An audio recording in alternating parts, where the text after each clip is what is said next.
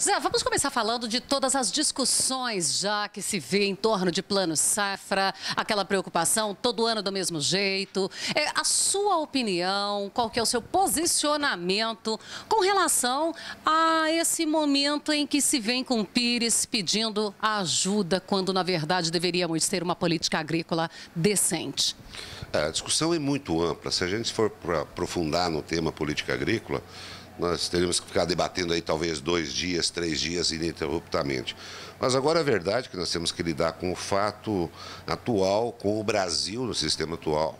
Nós temos o primeiro empecilho, que é a lei da lei do teto, que foi aprovada com emenda constitucional e que prevê que o governo federal não pode gastar mais do que gastou no gastou no último ciclo, no último orçamento, que se refere a 2017.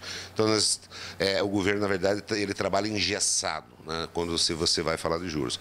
Agora, o que é fato e o que a gente percebe andando pelo Brasil todo? Fizemos várias reuniões por todo o Brasil e percebemos hoje que o produtor rural do nosso país, ele tem uma tendência a buscar um crédito mais barato para investimentos em detrimento de custeio, né? Isso quer dizer o quê? Nasceu aí algumas linhas prioritárias que são importantes, né, no entendimento dos produtores do Brasil, para que eles possam ter uns juros diferenciados. São 3 programas. É o PCA, que é o Programa de Construção de Armazéns, extremamente importante, principalmente para o centro-oeste brasileiro, né, onde disponibiliza recursos para a construção de armazéns em propriedades ou também cerealistas, e cooperativas. O segundo programa prioritário em relação às taxas de juros seria o programa ABC, Agricultura de Baixo Carbono, que visa estarmos integrando áreas que estão degradadas ou produzindo pouco para o processo produtivo, e esse tem sido o grande segredo do crescimento da produção no Brasil. E o terceiro programa Inovagro, que visa você estar levando tecnologias modernas na área da irrigação, na pecuária, softwares para as propriedades rurais, que tem ajudado muito. E dentro disso aí entra os programas de startups também, que tem sido extremamente importante para o desenvolvimento não só do setor agropecuário, mas de toda a economia brasileira e mundial. Então, esses são programas preferenciais. Foram pedidos ao governo federal juros de 4%. É claro, vamos conseguir, não sei, nós estamos brigando muito com a área econômica do governo federal. Por outro lado, linhas de custeio, nós pedimos 5,5% para os produtores normais, produtores de maior porte, né, e 4,5% para o Pronamp, que era o médio produtor. No Brasil e em alguns outros lugares do mundo, mas principalmente no Brasil, nós temos a turma do NEM, que nós temos o maior produtor, que ele se relaciona muito bem com o mercado. Nós temos os menores produtores que realmente precisam de uma mão maior do Estado, e nem sempre tem, mas nós temos o Pronaf. E nós temos a turma do NEM, do médio produtor, que é tipo aquele produtor que é no purgatório, sabe? Ele não se encaixa em nenhuma das faixas. Ele está no limbo, ele está ali voando, aquela alma penada. Ele não é grande porque não é grande, ele não é pequeno porque ele está desenquadrado do pequeno. Então, são questões que a gente tem dado uma atenção muito especial, tentando formular políticas públicas, oferecer propostas ao governo federal de políticas públicas que venham de encontro com esses produtores. Eles também querem crescer. Então, para isso, nós precisamos adequar a essa questão. Agora estão querendo inventar até o enquadramento, que o médio produtor ele tem que ter um enquadramento. Inclusive, fizeram até a proposta para que os sindicatos rurais do Brasil possam estar fazendo esse tipo ADAP, né, fazer o enquadramento no médio produtor. É o mesmo sistema que tem lá para o empresário urbano, o empresário convencional, que se ele é um microempreendedor, se ele é uma microempresa, ali vai naquelas faixas de faturamento conforme a sua empresa. Conforme a sua empresa, seria mais ou menos idêntico a esse sistema, né? Então, essas são as propostas básicas, é a coluna, a espinha dorsal da proposta que foi apresentada. Nós tivemos com o ministro essa semana ainda, com a equipe do Ministério da Agricultura. Eu tenho dialogado bastante com a equipe do Ministério da Fazenda. Agora, a coberta é curta, né? A coberta dos planos são curtos. E aí que vem a grande questão. Hoje nós estamos acompanhando aí mais um debate do endividamento agrícola, o arroz no Rio Grande do Sul, o pessoal do leite, a pecuária de corte, enfim, uma dificuldade bastante grande, um endividamento bastante forte, já que se aproxima aí de 300 bilhões de reais, e não vai demorar muito. Nós vamos ter aí outros movimentos, tratoraços, caminhonaços, tantos outros que teve, um problema de endividamento agrícola. E qual é o grande problema? é a falta do seguro rural. Enquanto nós não imaginarmos no país, né, no Brasil, aquilo que você falou, de o próprio governo, ele olhar a agricultura como ela precisa, o tamanho que ela representa para o nosso país, colocando, desenvolvendo políticas públicas, colocando à disposição políticas públicas para proteger esse setor, nós vamos viver sempre nesse meio aí. Problema daqui, problema dali. E o seguro rural, sem dúvida nenhuma, ele resolve grande parte. Esse ano, mais uma vez, nós já estamos aí há 4, 5, 6 anos debatendo com 300, 400 milhões para recursos para subvenção ao prêmio. Isso é muito pouco. Nós já temos cobrado aí 1 bilhão, 1 bilhão e 200 há 5 anos praticamente, e não sai dos 300 milhões. Então, essa é uma grande questão, é uma decisão política que nós temos que buscar para resolver o problema do seguro, que à medida em que nós resolvemos o principal pilar de uma política agrícola, que é o seguro rural, a questão do crédito ela vai andando, mesmo porque hoje, para o telespectador ter uma ideia, o Mato Grosso financia 14% é crédito oficial, o resto é recurso próprio dos produtores, é recurso das tradings, enfim. E as negociações que ele faz ali com o troca, as cooperativas. Todo esse processo. O Mato Grosso é 14%, a média Brasil é 31%, que é esses 200 bilhões que deverão ser anunciados pelo governo federal. Aí eu pergunto, e os outros 65%? Essa que é a grande questão. Essa que é a grande questão. E na hora de levar a tinta, ainda leva a tinta por causa desses 30%, desses 14%. Os agentes financeiros estão preocupados com um deles. Eles estão preocupados com a parcela que se financia. O seguro só entra ali, né? Eles não estão olhando para você perguntando se eles estão preocupados com você. Eles estão preocupados com o que eles emprestaram para você, só.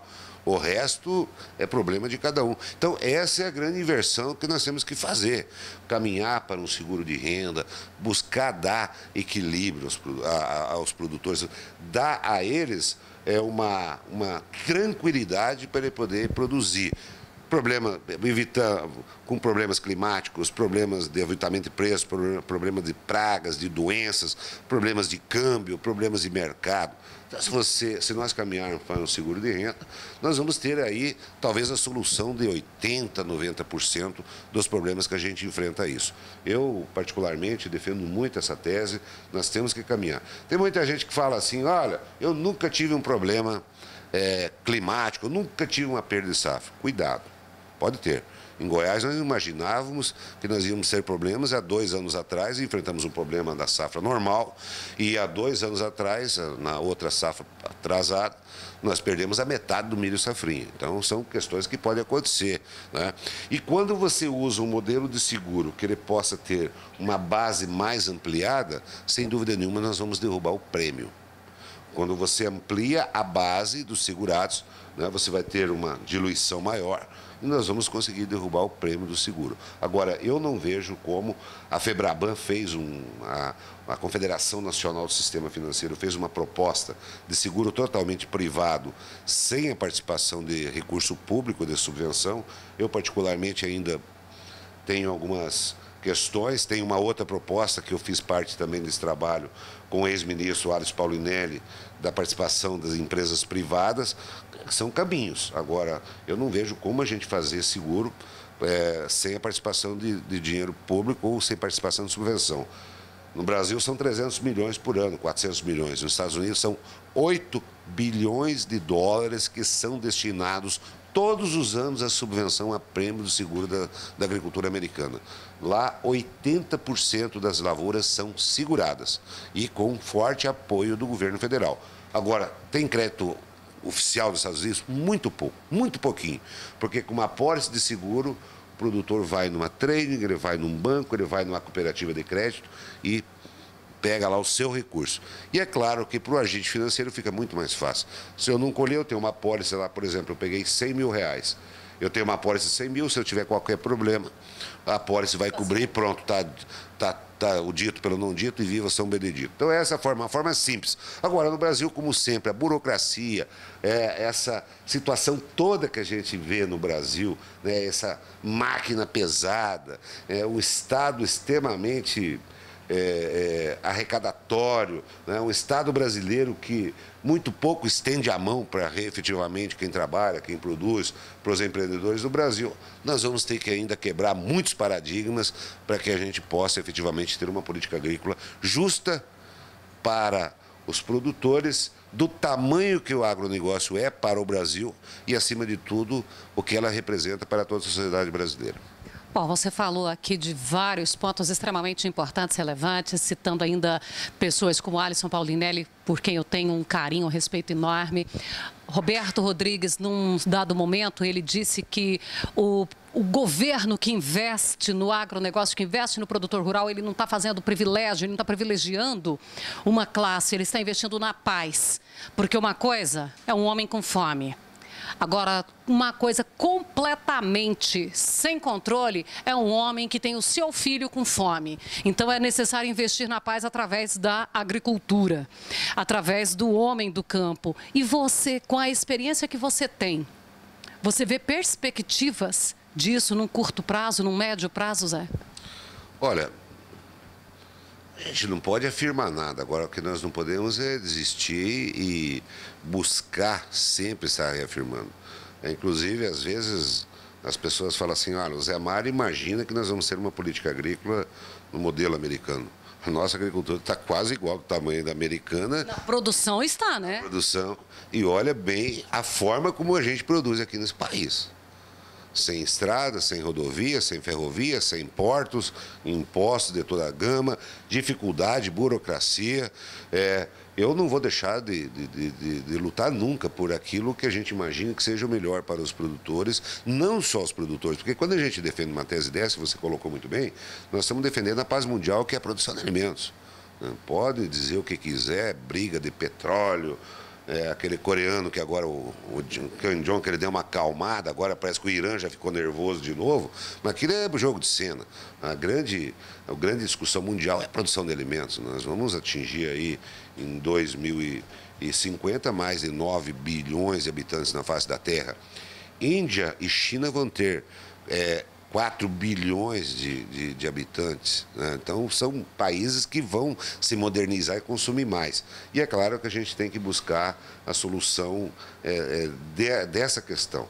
É por isso que a gente tem que estar unidos. Uma coisa que eu posso pedir agora e conclamar, e a gente sempre falou isso, falamos muito isso na posse da ProSoja Brasil, é de nós estarmos unidos em busca daquilo que é o melhor, não só para mim.